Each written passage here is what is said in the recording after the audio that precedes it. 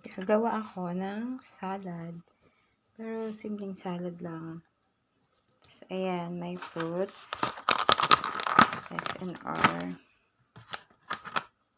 Meron tayong blueberry. Ayan, dagdagan natin konting apple, tsaka grapes.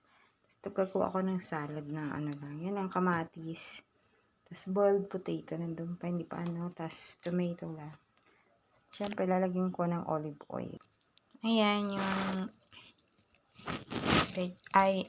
fruits. Pupunasan ko muna isa-isa. Blueberries, grapes, and konting apple. Ayan, ayun na. Ganyan yung preparation. Ayan, ready to eat na. Lagay ko muna siya sa ref para mas malamig, mas masarap. Tapos para sa mabigat na almusal, andito nagluto ulit ako ng bagong kabsa. Ayun. Pero ito, kumuha lang ako ng konti, ininit dito sa microwave. Sarap yan mga ka-hungry.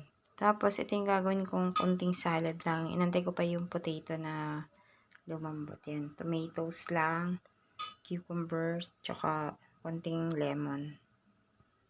Tapos ito yung bali pampalasa ko, itong Himalayan na pink salt. Fine yan siya, kaya hindi na siya rock salt.